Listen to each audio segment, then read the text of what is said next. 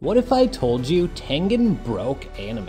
You can interpret that positively or negatively, and in today's video, I'm going to tell you why it's both, while analyzing his character. Tengen has one of the most insane backstories I've ever seen. I want to get into that first because the influence that has on him makes you appreciate his beliefs and actions later on. Tengen was born to the Uzui clan with 8 siblings, and because of how intense the training was, 3 of them died before the age of 10. As part of his training, Tengen's father had him and 5 masked assailants fight to the death until there was only one winner. Those 5 assailants were Tengen's siblings. Now, thankfully, Tengen did catch on to this. However, that was only after he'd killed 2 of his brothers. By the time he was 15, only he and 1 other brother remained. His brother had adopted the same mindset as his father, that everything they had done was for the good of the clan, and that's all that mattered. 15 is also an important age in the Uzui clan because by that age, you need to have multiple wives chosen by the clan.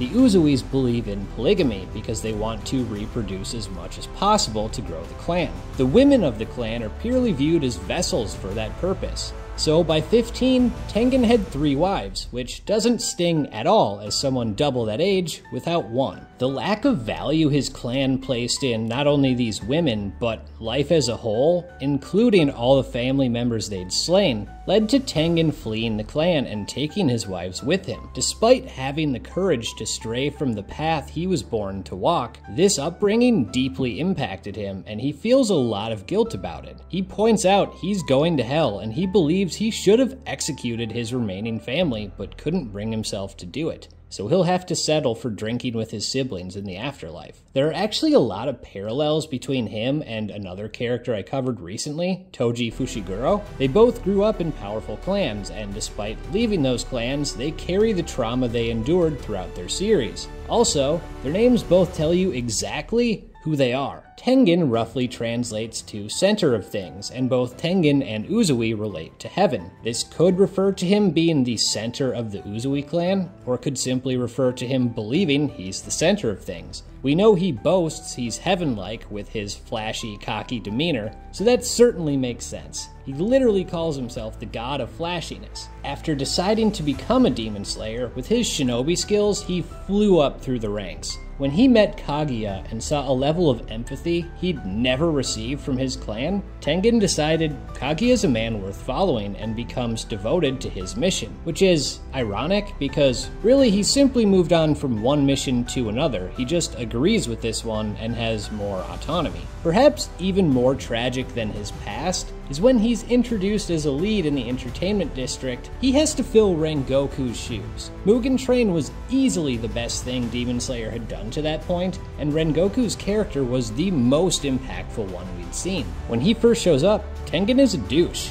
You think there's no way this guy can follow up Rengoku. Tengen himself seems to be aware of that because he admits he can't be as great, which ties perfectly into his character. Like Rengoku, he's boisterous, but unlike the man who is willing to mentor Tanjiro and the others, Tengen is annoyed by their presence, belittles them, and orders them around. He's also arrogant, boastful, and seems to care more about flash than substance. This is fascinating for 2 reasons. First, this makes him essentially the anti-shinobi. The way of the ninja is that of blending in, not drawing attention to yourself, mindfulness over arrogance, and being about the mission. Tengen's flashy persona is a complete rejection of all those ideals. It even extends to his appearance, which is flashy itself. The dude paints his nails, for crying out loud. This desire to stand out as an individual is his way of denouncing his past and the beliefs that come with it. On top of that, it's a defense mechanism. He uses that abrasive personality to push people away because he doesn't trust others easily. You can also argue it's a facade. He outwardly boasts and makes himself stand out because deep down he doesn't actually value himself. Despite leaving, he can't completely move on from his past. I'll be honest, even when he's a douche,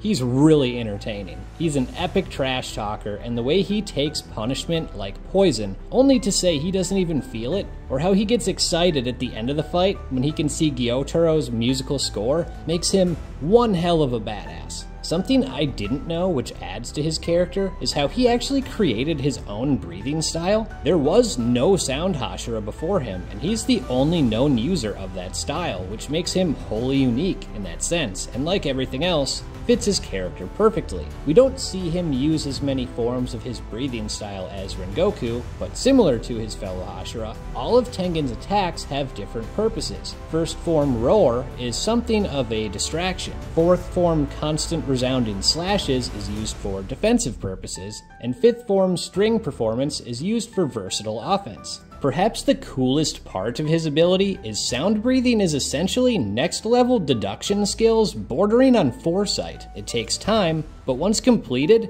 he reads his opponent's movements like it's a sheet of music and is able to counter attacks with ease. With Tengen, there are so many themes you can take from his story that apply to anyone. Acceptance. Valuing one's life. It's okay to stray from the path others have set for you. All of these are universal in nature. What's especially cool about this is that it ties into his fighting style. As I said with the purpose of sound breathing, the first thing that pops out about Tengen's fighting style is his deductive skills and how he makes high-quality decisions in response. He instantly recognized Daki wasn't an upper-rank demon, she wasn't powerful enough. Something else must be going on. He beheads her in an instant, which was awesome, by the way, but then he sees the body doesn't vanish, and when Gyotaro appears, Tengen deduces the conditions on how to defeat them almost immediately. That might not seem important, but we see a direct comparison to another Hashira in the very next arc. When Mitsuri is fighting Hantengu in the Swordsmith village, she's not attacking the main body, and thus her actions are essentially pointless. She says herself, "Did I make a mistake?" This shows the value in making quick, rational decisions. Another example being, he caught that Gyotaro's blood demon art is essentially blades made of blood right away. It makes sense Tengen would have these heightened senses and elite instincts too. He grew up a shinobi. He'd been bred from birth to make quick, calculating decisions, and that gives him a massive experience advantage over the other Hashira. Like other shinobi, he is immune to most poisons, and when the demon's poison proves to be more difficult to manage, he stops his heart to slow its spread. This dude's pain tolerance is insane. He has multiple kunai piercing him as he charges forward, he loses a hand, he gets his eye slashed, and yet he's the most hyped up person on the battlefield. Something I love about his fight with Gyotaro is not only is it flashy, it's literally the most visually stunning fight in the history of anime, but his values shine throughout. It also ties into how Tengen broke anime, but we'll get there in a bit. Tengen believes that life is valuable, and that between your own life and the mission, you should choose your own life, because he's seen the consequences of the other way. He also values others' lives over his own. So what does he do? He consistently chooses protecting others over attacking, and this is clear time and time again. Not only that, he uses shinobi tactics to create openings, like using smoke and bombs for cover and misdirection. It's interesting because on the other side of that fight, there's depth as well. Gyotaro attacks in a way that mirrors what was used against him as a human, and uses the same tools he did as a debt collector. He also mostly goes on the offensive because having to behead both he and his sister is so difficult, he doesn't really have to worry about playing defense. There's an important moment where Gyotaro chastises Tengen, assuming he had an easy life due to his talent. As we know, that couldn't be further from the truth. Despite his talent, his upbringing was horrific. It's thematically relevant because it ties directly into Tengen's external flash and front covering up his internal trauma. Not only that, he rejects the notion that he's talented and immediately deflects to people who he believes are worthy of being called such, like Gyome and Muichiro.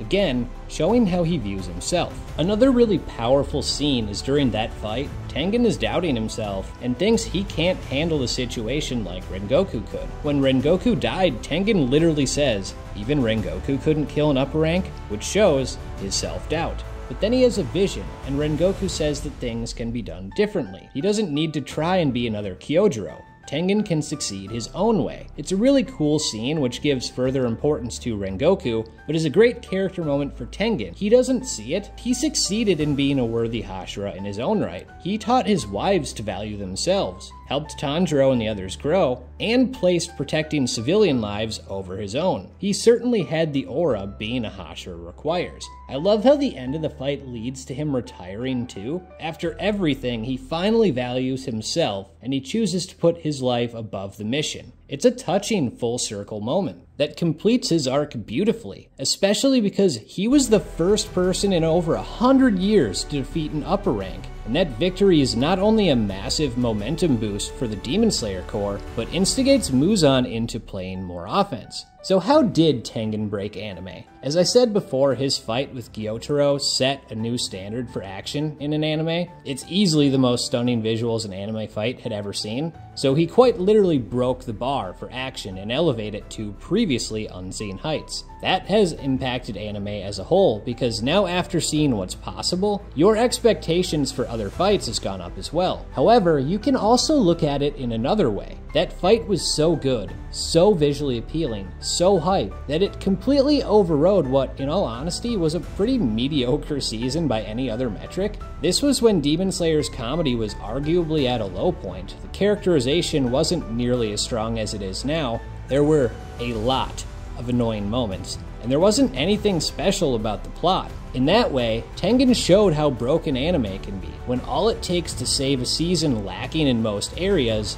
is an incredible fight. That's not necessarily a good or bad thing, but no one made that more clear than Tengen Uzui. Tengen proved that even without as strong of a season or plot, you can still succeed by doing things differently, and by being flashy in doing so. With that, I'm out.